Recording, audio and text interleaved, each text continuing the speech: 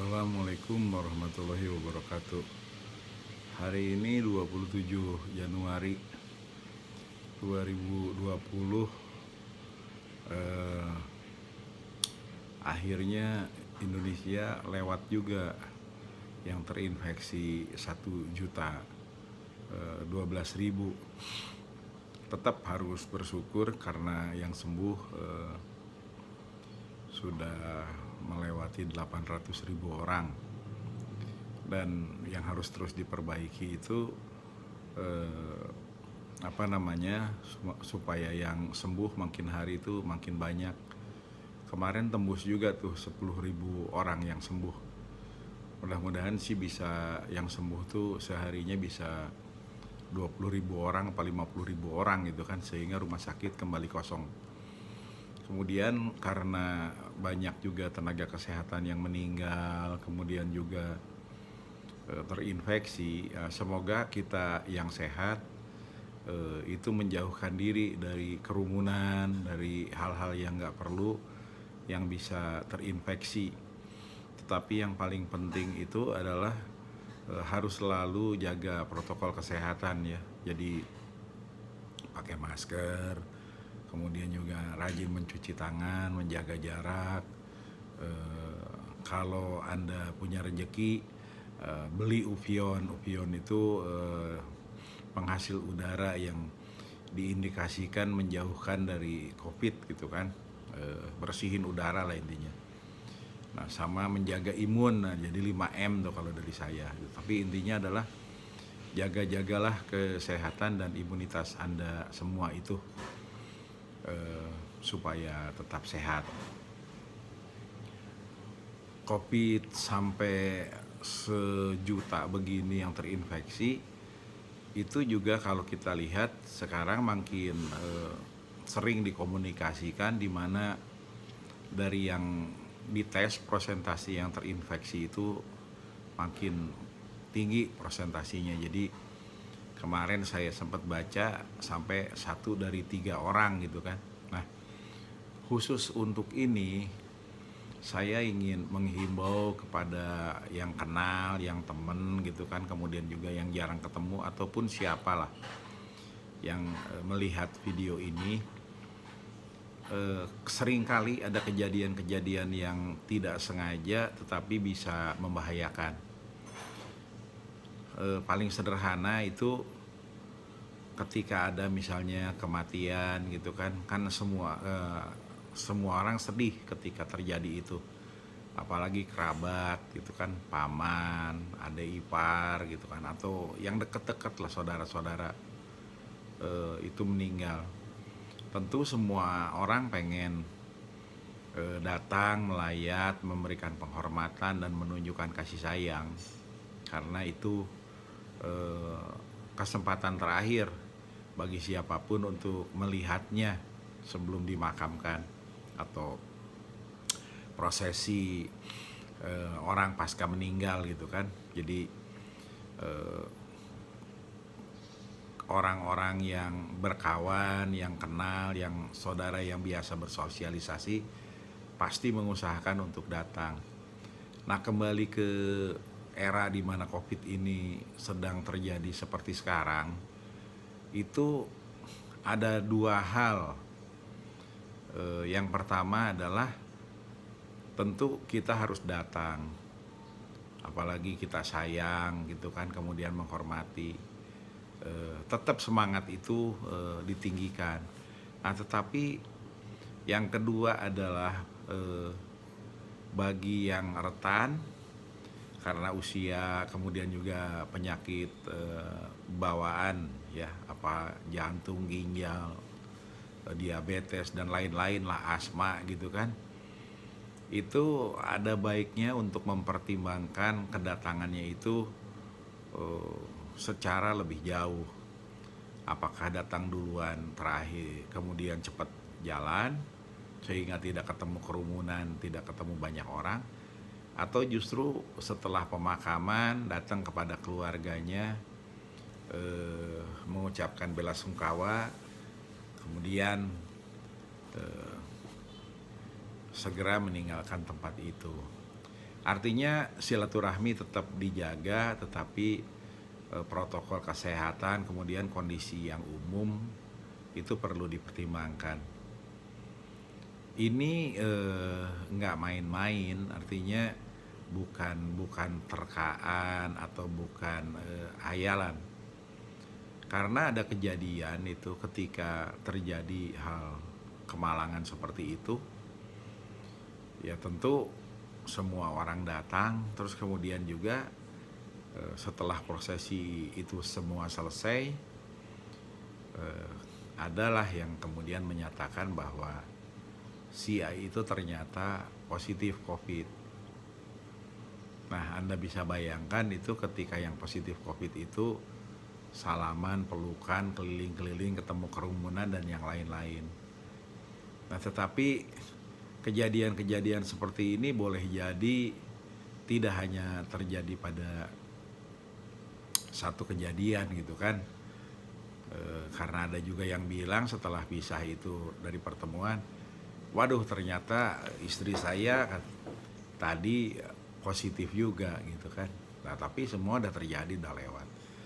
Dan yang ingin disampaikan di paparan ini adalah terinfeksi COVID itu dikesankan sebagai bagian dari kehidupan yang biasa sekarang. Menjadi ya sepanjang hanya OTG kemudian tidak parah dampaknya dan bisa sembuh dengan sendirinya secara mandiri, itu dianggap sebagai biasa. Saya kira di satu sisi semangat untuk bertahan dan membuat itu biasa dan mampu menyembuhkan dirinya sendiri itu luar biasa, dan semangat untuk sembuh dan bertahan itu perlu dikembangkan dan diteruskan. Tetapi di sisi lain ketika menganggap bahwa terkena COVID itu menjadi biasa kemudian keliling kemana-mana, saya kira ini tidak biasa. Ini berbahaya sesungguhnya, karena ketika ketemu dengan berbagai macam orang dari berbagai tempat yang tidak pernah ketemu, itu juga boleh jadi yang ditemui tidak semuanya orang sehat dalam arti yang sebenarnya, tanpa penyakit-penyakit yang lainnya gitu kan. Tidak ada asma, diabetes, ginjal, jantung, dan yang lain-lain lah yang bisa terpacu dengan terinfeksi COVID itu sendiri. Jadi bagi yang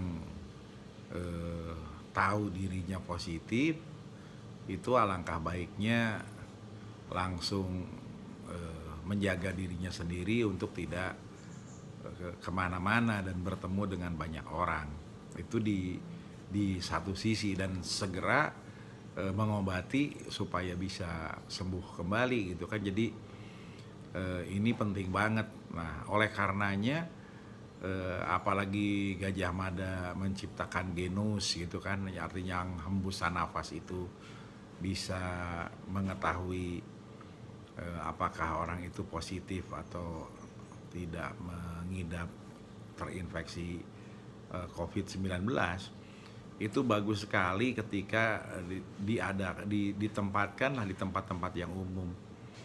Tujuannya sederhana, supaya sesungguhnya setiap orang itu mengetahui dirinya sehat dan bagaimana dalam rangka menjaga dirinya dan tidak menyebarkan penyakit itu kemana-mana. Nah, oleh karena itu juga jangan pernah tergiur untuk melakukan tes yang dibayar atau hal-hal yang lain lah, karena ini justru sangat membahayakan juga gitu kan. Nah, saya menyampaikan semua ini dalam rangka Indonesia sudah mencapai 1 juta yang terinfeksi. Tentu titik beratnya pada keprihatinan.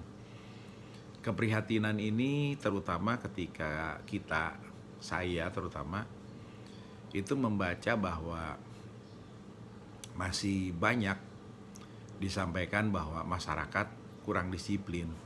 Menurut saya kurang disiplin iya berpengaruh. Hanya dibalik itu yang saya khawatirkan justru nggak sadar.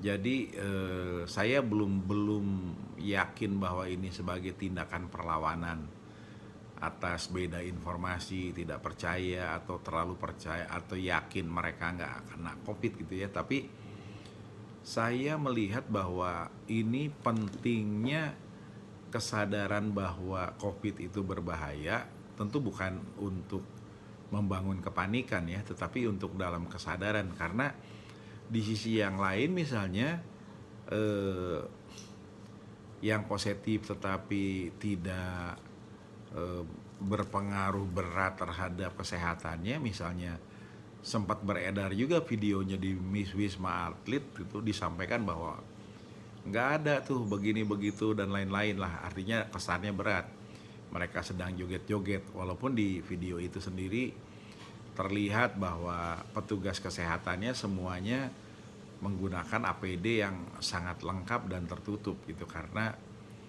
tentu petugas kesehatan ini tidak boleh tertular, karena kalau tertular dia bisa membahayakan yang lainnya lagi gitu kan, di apa namanya, di rumah sakit atau di tempat isolasi mandiri tersebut gitu kan. Nah, jadi saya ingin menyampaikan benar-benar dalam konteks menegaskan bahwa kesadaran itu penting, kemudian juga menyayangi sesama gitu kan, dalam kerangka juga menyayangi diri sendiri. Ketika kesadaran itu tidak tumbuh, saya kira apa yang disampaikan pemerintah itu bisa dianggap seperti angin lalu. Dan kalau kita lihat dari bulan Maret sampai sekarang, indikasinya semua naik, artinya harian naik, kematian juga perharinya naik, betul kan? Nah, hanya ini diimbangi oleh kesembuhan yang sungguh menaiknya luar biasa, juga wajib disyukuri gitu. Teman-teman, Bapak Ibu sekalian, kondisi saat ini sudah tentu belum berakhir. Maksudnya belum berakhir itu kita belum tahu ujungnya seperti apa. Tetapi walaupun ini krisis dan kritis, marilah kita tanamkan keyakinan dalam diri keluarga dan teman-teman komunitas bahwa kita, kalian dan Anda semua itu adalah orang-orang yang terpilih untuk selamat sampai di ujung COVID. Oleh karena itu harus menjaga diri. Oleh karena itu harus terus berusaha. Harus karena itu terus menyebarkan semangat. Semangat untuk bertahan, semangat untuk menjaga diri, semangat untuk sembuh, dan semangat untuk tidak menularkan. Jadi kalaupun Anda sakit, semoga segera sembuh, kemudian Anda akan bisa melewati masa pandemi ini. Jadi saya mengajak atmosfer yang dikembangkan itu positif. Nah, di sisi yang lain kita harus jujur juga melihat situasi di mana perbedaan pendapat, hoax, atau hal-hal yang lain yang tidak sesuai dengan yang diharapkan tumbuh. Misalnya banyak orang bingung kenapa presiden bersyukur, padahal COVID-nya udah sampai 1 juta dan pengangguran juga tinggi, artinya terjadi musibah di mana-mana, dan lain-lain. Saya menyarankan hal-hal yang seperti ini tentu sangat baik jika dielaborasi. Maksudnya adalah presiden bersyukur itu apanya gitu kan.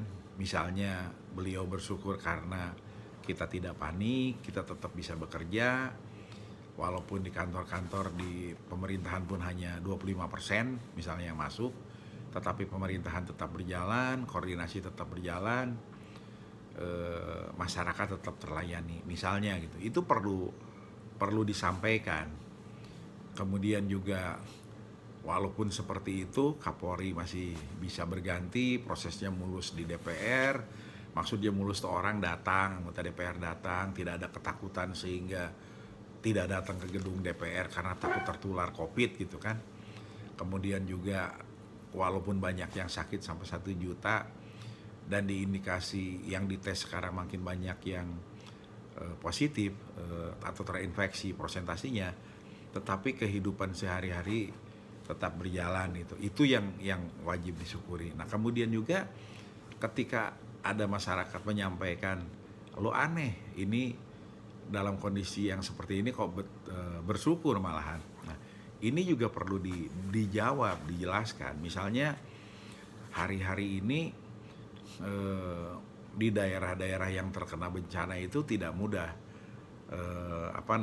mengorganisasi bantuan karena bukan hanya kerusakan dari bencana itu luar biasa, apakah itu banjir kemarin di Kalimantan Selatan, longsor di Sumedang, banjir di Aceh, di Jember, di berbagai wilayah, kemudian termasuk gempa di Sulbar gitu kan.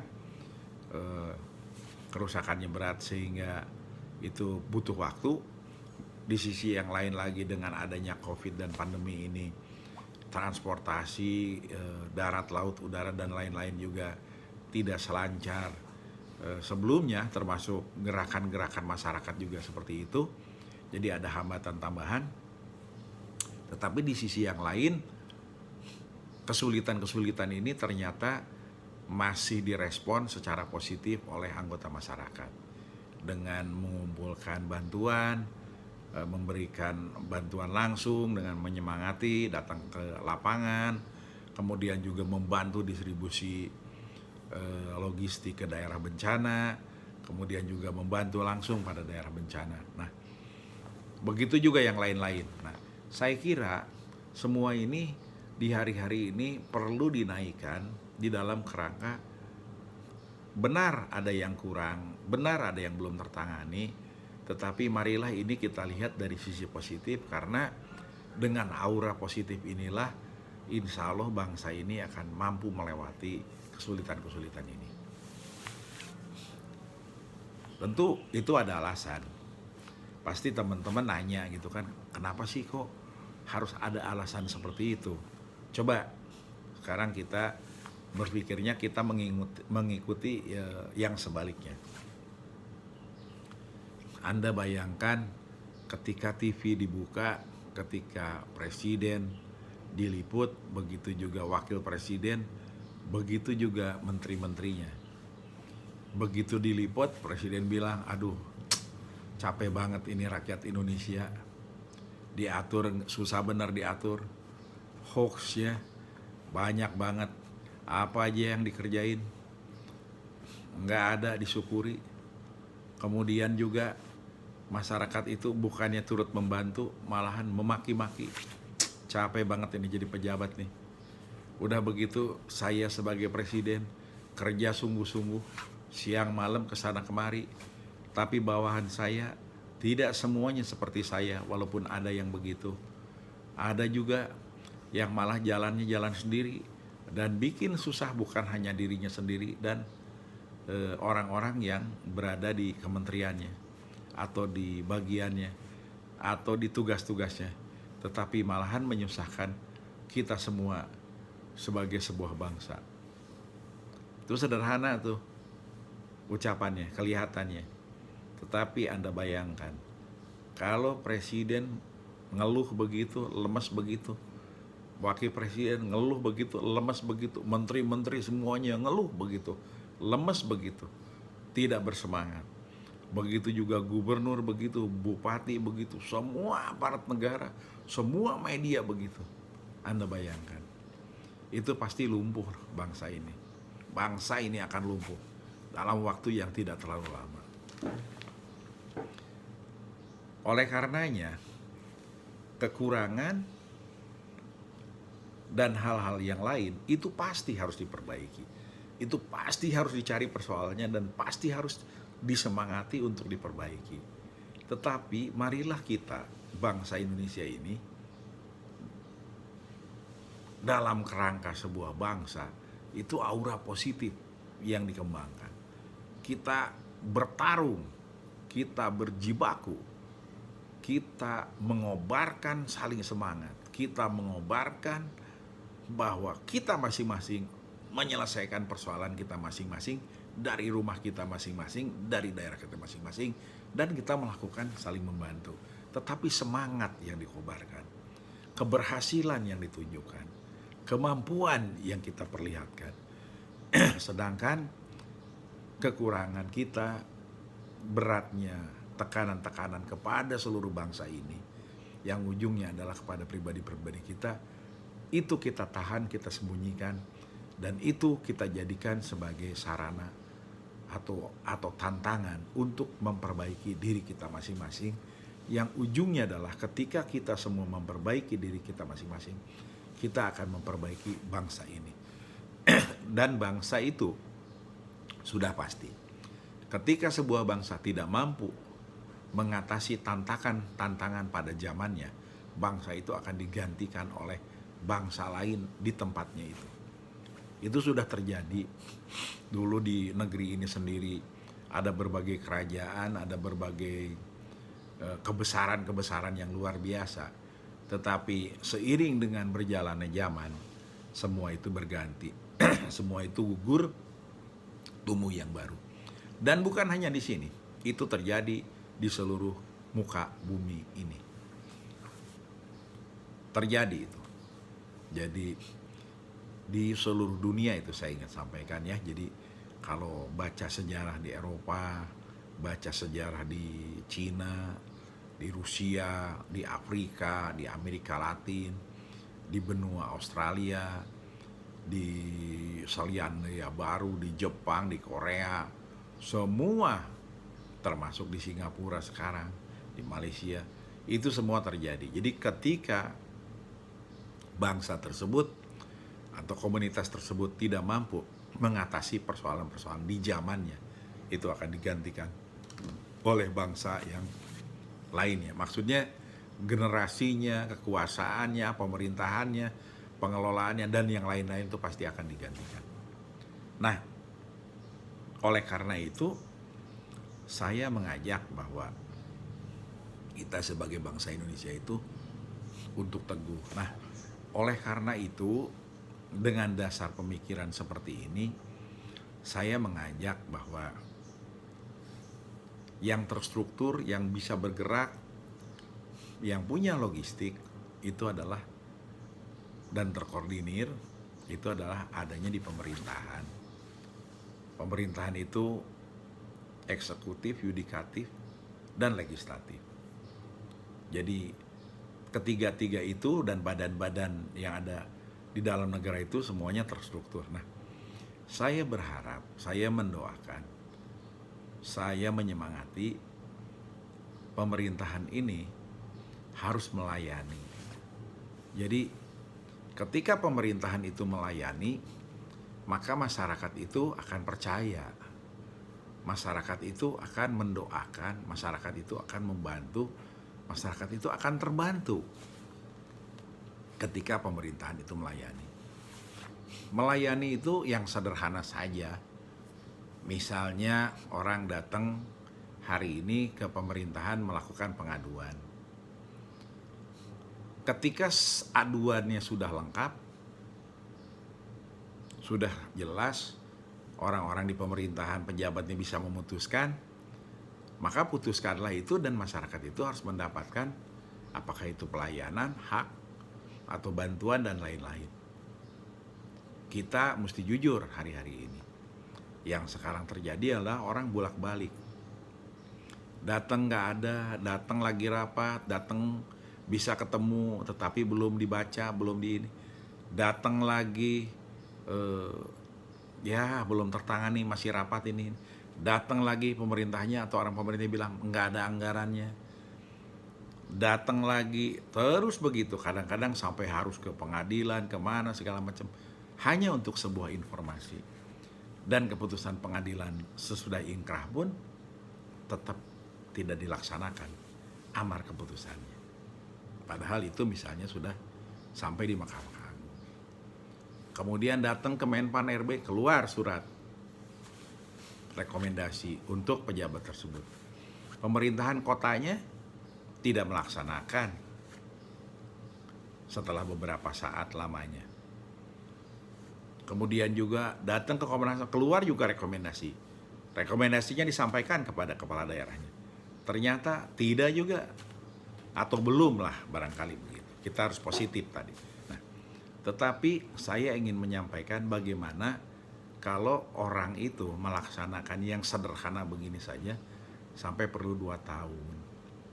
Kalau dihitung kilometernya itu mungkin sampai 100.000 kilometer atau 50.000 kilometer bolak-balik atau bahkan lebih bagi yang tinggal di Papua, di Kalimantan, di Sulawesi, di Sumatera, di Bali, di Lombok, itu kan, di Kupang, di Aceh gitu kan, bolak-balik hanya begitu. Nah, yang ingin saya sampaikan, pelayanan dan melayani itu penting. Artinya ketika ada pengaduan sudah lengkap, sudah disampaikan oke, udah lengkap, pemerintah harus menjalankan ini sampai selesai. Nah, di negeri ini kalau kita lihat hari ini, kejadian sebaliknya dari pelayanan itu terjadi luar biasa di mana-mana. Jadi jangan heran kalau misalnya pada proses yang lain itu anggota masyarakat datang itu malahan dimintain duit gitu kan, nggak sedikit. Kalau nggak ada duit bukan hanya tidak adil gitu kan, repot lah urusannya gitu kan. Nah, padahal sesungguhnya itu sudah harus bisa berjalan dengan sendirinya gitu kan,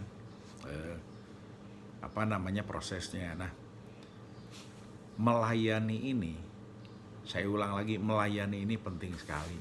Nah, apakah itu nanti di legislatif ketika orang pada ngadu ke DPR, atau di eksekutif ketika itu pada ngadu ke pemerintah, termasuk juga di yudikatif ketika misalnya ada keputusan-keputusan pengadilan yang tidak nyambung, yang ajaib. Ya, walaupun hakim itu wakil Tuhan, barangkali komisi yudisial harus aktif juga membuka pelayanan kepada masyarakat sehingga mereka itu paham, mengerti, kemudian juga terlayani. Soal terlayani ini kelihatannya sederhana, tetapi marilah kita lihat dalam kerangka yang lebih jauh. Ketika makin banyak orang dikecewakan, kalau saya nih dikecewakan ya, saya nih mengajak, ketika Anda dikecewakan oleh para pejabat, nggak usah maki-maki, marahnya dalam hati saja. Kalau saya mengajak Anda berdoa, mudah-mudahan para pejabat itu dibukakan hatinya dan menyesali apa yang dilakukan terhadap Anda. Setelah itu mereka berbuat baik kepada semuanya. Terus Andanya bagaimana gitu kan, dikecewakan, dirugikan. Saya yakin sesungguhnya pemberi keadilan itu Allah Subhanahu wa Ta'ala, Tuhan pemilik alam semesta ini. Sehingga ketika Anda diperlakukan seperti itu, dengan doa tadi, mudah-mudahan yang melukai Anda, yang menghinakan Anda, yang menistakan Anda terbuka hatinya. Tetapi di sisi lain, saya yakin juga Yang Maha Kuasa itu akan memberi ganti yang lebih baik kepada Anda ketika Anda tetap semangat dan malahan mendoakan orang-orang yang menzalimin Anda dengan doa-doa yang baik.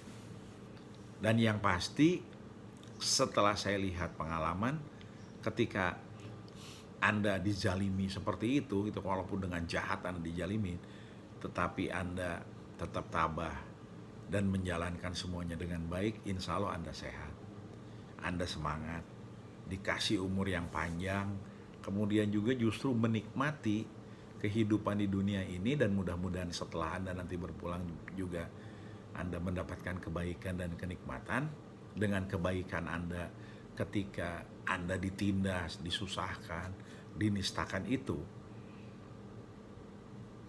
Karena saya yakin pemilik alam ini adil. Pemilik alam ini tidak akan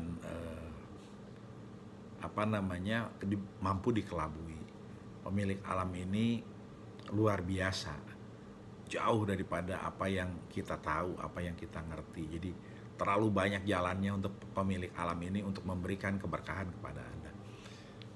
Anda tentu pusing dan bingung gitu kan, kenapa kok saya malahan mengajak di era ini seperti mengalah, memberikan kesempatan kepada orang-orang yang melakukan ketidakbaikan, bukan dilawan, bukan dihancurkan, tetapi justru terus mengajak Anda untuk memberikan peringatan, memberikan dorongan untuk terus mampu berbuat baik dan mendorong semangat untuk lebih baik lagi. Tentu aneh gitu kan, karena harusnya melawan, kemudian kalau bisa wah diselesaikan lah begitu. Sederhana sebetulnya, karena ketika Anda melakukan perlawanan-perlawanan yang Anda sendiri bisa terlepas dari koridor hukum, tata kehidupan, itu malahan bisa menjerat Anda sendiri kepada persoalan yang lebih buruk lagi di satu sisi. Di sisi yang lain, ketika Anda melakukan itu dengan kemarahan, segala macam ini, itu, dan lain-lain, itu Anda sesungguhnya sedang membakar diri Anda sendiri. Nah, yang paling tinggi ketika kita menghadapi situasi negeri yang seperti ini, itu adalah pecah komunitasnya, kemudian terjadi perlawanan di mana-mana, ekstrim, atau ada pemberontakan yang besar, ekstrim misalnya. Saya berharap itu tidak akan pernah terjadi di negeri ini. Dan kita bisa lihat, misalnya di negara kemarin tuh, adidaya yang bisa dijadiin contoh, itu cobaan geruduk-geruduk begitu mancing, istilahnya tanduknya mulai digoyang-goyang begitu. Ternyata setelah Presiden Trumpnya turun, gerakan itu tidak terus terjadi dalam eskalasi yang besar. Itu menunjukkan bahwa masyarakat yang lebih luas melihat bahwa persatuan, keamanan, dan ketertiban lebih penting. Dan ketika keamanan, ketertiban, dan keteraturan itu masih terjadi, sesungguhnya perbaikan itu lebih sangat mungkin dapat dilakukan. Karena kalau saat ini dunia ini sudah tersambung. Ketika ada ketidakadilan di sebuah tempat, maka itu muncul ketika keadilannya ini sungguh luar biasa. Reaksinya bukan hanya di tempat itu saja, bisa di berbagai tempat, bisa terjadi di sebuah negara, bahkan terjadi di seluruh dunia. Contoh yang paling sederhana adalah sekolah negeri itu sejak saya zaman kecil ya nasional gitu kan, sekolah negeri itu nasional. Hari-hari ini sudah selesai, artinya ada sekolah negeri memaksa orang yang tidak menggunakan hijab, jilbab gitu kan, itu diharuskan. Itu setelah puluhan tahun sekarang baru keungkap, dan itu dalam 2 minggu atau berapa itu selesai. Artinya ketika itu betul-betul menyinggung nurani, kemudian juga itu tidak benar, reaksi itu akan terjadi di seluruh negeri dan insya Allah akan selesai. Nah, tetapi saya juga menyadari untuk persoalan-persoalan tertentu itu belum tentu akan bisa selesai begitu saja dengan cepat. Nah, tetapi kembali lagi, ketika kita tetap tertib, kita tetap aman, kita tetap menjaga situasi terkendali, hanya terus mengusahakan kebenaran itu sampai insya Allah di titik tertentu akan terjadi perbaikan itu. Sementara yang lain misalnya menyatakan bahwa, Kang, sekarang ini kalau bersuara ditangkap, kalau ini diitukan, kalau ini diitukan. Bahasa saya sederhana saja, saya bilang bahwa teruslah bersuara dengan baik, teruslah menyampaikan dengan kebaikan. Kenapa? Karena kalau Anda terus menyampaikan kebaikan dengan cara yang baik, itu pun sebetulnya untuk Anda sendiri sudah membawa kebaikan. Begitu juga untuk yang mendengar, itu membawa kebaikan juga karena sama-sama mengajak kepada kebaikan. Nah, ketika semua itu dilakukan, kita mesti sadar juga bahwa zaman, era itu ada batasnya. Batas yang paling tinggi yang di luar kendali manusia itu biasanya saya yakin sekali ditentukan oleh yang punya alam ini. Kenapa? Karena bumi sendiri sesungguhnya bergerak, alam semesta ini sesungguhnya juga hidup, Semua itu tunduk patuh dan itu berjalan semuanya. Sebagai yang paling sederhana barangkali yang tidak rumit, kalau bupati, gubernur batasnya adalah 5 tahun. Kalau nggak cocok, mau direkayasa apa, 5 tahun kemudian nggak dipilih, turun. Artinya bisa berubah. Begitu juga ketika Anda bicara misalnya sebuah pemerintahan, ada batasnya juga. Jadi yang sekarang saya mengajak dalam kondisi yang sulit ini, justru marilah tertib, marilah jaga keamanan, marilah terkendali, tapi terus sampaikan kebenaran-kebenaran itu sendiri. Nah, ini semua saudara-saudara berdasarkan pengalaman saya yang cukup sulit saya katakan. Ketika soal perampasan tanah, saya terus mengulang-ulang perampasan tanah ini dalam soal apapun, karena saya melihat bahwa sesungguhnya di seluruh dunia ini berbagai negara itu rebutan tanah. Kalau Anda mau lihat di berbagai negara itu, jadi ketika Anda menjadi negara kuat, Anda punya kekuatan uang yang luar biasa, yang paling banyak diusahakan itu adalah beli tanahnya, beli bangunannya. Entah itu mau dibikin pertanian, entah itu mau dibikin tambang, itu mau dibikin kebun, atau di apapun, itu tanah yang, kenapa? Karena tanah nggak pernah berkembang. Tanah itu makin banyak manusianya, makin banyak ini, tanah itu makin sedikit prosentasi dibanding jumlah orang. Nah, di seluruh dunia kalau kita mau jujur, sebetulnya untuk diri bangsa, Anda semua pasti tahu, the winner takes all. Saya ulang lagi, the winner takes all. Jadi ketika Anda punya perusahaan, Anda punya bangsa, Anda punya negara, sebagai pemenang maka Anda akan mengambil seluruhnya. Artinya selebihnya adalah tergantung Anda sendiri mau bagi atau nggak usah.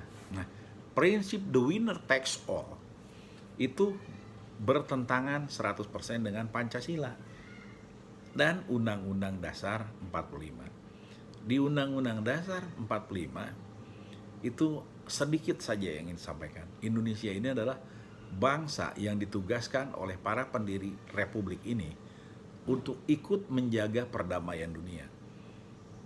Kalau di kampung ada berantem, di kampung ada konflik, di kota, di negara ada konflik, mulai dari kampung tadi. Kalau Anda akan ikut menjaga perdamaian, maka Anda harus kuat. Kalau Anda nggak kuat, gimana Anda mau ikut menjaga perdamaian? Anda digebukin sama dua-duanya palingan.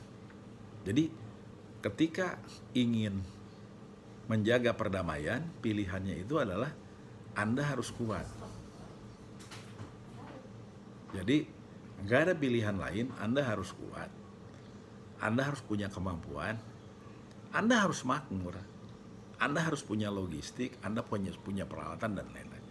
Jadi para pendiri republik ini itu menugaskan saya, Anda, dan kita semua untuk menjadi bangsa yang cerdas, bangsa yang punya nurani karena harus menjaga perdamaian, dan bangsa yang makmur serta kuat.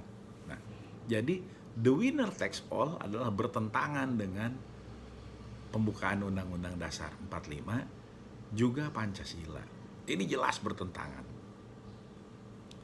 Tetapi kita juga harus sadar, di dalam pertarungan dunia ini atau peradaban yang sekarang ini ada, nggak ada gunanya juga kita mau teriak-teriak, kita mau melakukan perlawanan yang terbuka dan yang lain-lain. Kenapa? Karena semuanya itu harus dimulai dari diri kita sendiri, dari lingkungan dan yang lain-lain. Kalau kita mau jujur, Indonesia sekarang belum pada posisi yang vokal dan powerful dalam ikut menjaga perdamaian dunia. Tetapi pada kenyataannya Indonesia sejak kemerdekaannya itu sudah berusaha dengan luar biasa untuk ikut menjaga perdamaian dunia. Bung Karno dengan Asia Afrikanya, Pak Harto dengan ASEAN-nya, kemudian makin kesini diplomasi Indonesia makin berkembang. Jadi orang Indonesia sekarang misalnya ada di London, ada kampung Indonesia, di Belanda, ada Imam Samsi di Amerika. Mudah-mudahan nanti kalau zaman dulu bangsa luar biasa lagi itu di Madagaskar aja ada Al-Makassari gitu kan, Syekh Al-Makassari gitu kan. Itu menyebarkan kebaikan dan ikut menjaga perdamaian dunia. Nah, jadi oleh karena itu kita harus justru makin meneguhkan diri, meneguhkan hati dan bekerja sama tolong menolong sehingga kita mampu menyelesaikan persoalan-persoalan di negeri ini. Nah, oleh karena itu kita nggak usah ribut di konsep the winner takes all. Kita ingin sebaliknya, jangan, nggak ada gunanya itu. Tetapi justru tolong menolong, memberikan segala sesuatu untuk kebaikan bersama, itu yang paling penting. Bu Sri Mulyani menyampaikan bahwa di kita ini bebannya banyak. Apakah itu karena aset-aset negara belum tercatat semua, atau kadang-kadang asetnya KAI, pengairan, kemudian juga kehutanan, tiba-tiba bisa jadi sertifikat hak milik gitu kan, atau juga tiba-tiba jadi HGU gitu kan, padahal ada tanah adatnya dan yang lain-lain. Saya nggak begitu mau detail bicarain, tetapi intinya adalah aset dan kolateral bangsa Indonesia itu belum maksimal untuk memakmurkan negeri ini. Nah, ini menjadi tantangan kita. Karena di sisi yang lain, setelah 40 tahun terjadi pengelolaan hutan-hutan di Kalimantan, benar bahwa hujan kemarin-kemarin ini di tahun 2021 itu besar sekali. Tetapi mungkin akibat daya tampung hutan, lingkungan dan yang lain-lain yang sekarang berubah fungsinya, maka banjir itu sampai sedemikian dahsyat dan disampaikan kerugiannya sampai 1.340-an sekian triliun. Luar biasa, besar sekali itu. Nah, ini tentu semoga segera diperbaiki. Jadi bukan dibikin ribut atau rame, tapi udah kejadian begini perbaiki. Nanti kalau diproses ternyata ada yang kriminal, yang pidana, apa segala macam karena merusak lingkungan, itu semoga polisi dan tadi itu fungsi melayani dari pemerintahan ini berjalanlah dengan sendirinya gitu kan. Masyarakat fokus mungkin memperbaiki diri lagi supaya itu bisa tumbuh lagi, lingkungannya diperbaiki dan yang lain-lain. Dan ini pasti bukan hanya di Kalimantan Selatan, karena bisa jadi di berbagai tempat juga mengalami seperti ini gitu kan. Jadi kejadian-kejadian ini. Nah, oleh karena itu saya mengajak kembali lagi, persoalan itu banyak sekali. Kalau persoalan terus dipersoalkan dan kita semua hanya mempersoalkan, maka persoalan itu tidak akan pernah selesai. Malah banyak lagi soal-soal lagi. Dan kita ini hidup jangan puas atau senang malah dengan persoalan dan hanya mempersoalkan soal-soal yang ada. Persoalan itu tentu harus diselesaikan. Marilah kita sebagai sebuah bangsa justru menyelesaikan persoalan-persoalan itu satu-satu tetapi terukur. Salah satu indikasi dari menyelesaikan persoalan adalah melayani. Melayani itu yang paling gampang adalah ketika menyampaikan sesuatu, kemudian juga memberikan penjelasan tentang sesuatu. Jadi ketika semua ini dijelaskan dengan apa adanya, maka kepercayaan muncul dan persoalan-persoalan itu akan selesai gitu kan. Jadi saya ulang lagi, marilah kita tidak sibuk terus mempersoalkan dan menambah soal, tapi marilah kita menyelesaikan persoalan-persoalan itu. Nah, kembali ke yang dari awal tadi, soal COVID, itu yang sudah mencapai 1 juta dan kita belum mengerti ujungnya. Saya ulang, mari kita bangkitkan semangat bahwa kita dan bangsa Indonesia ini punya semangat, insya Allah kita akan selamat sampai ujung pandemi. Dan justru semua ini memperbaiki peradaban kita dalam rangka kita terus memperbaiki diri supaya bangsa ini lebih baik. Jadi begitu tentu nggak ada ucapan yang langsung cespleng kemudian menyelesaikan semuanya. Tapi marilah kita terus saling menyemangati supaya semuanya bisa diselesaikan. Demikian, terima kasih. Assalamualaikum warahmatullahi wabarakatuh.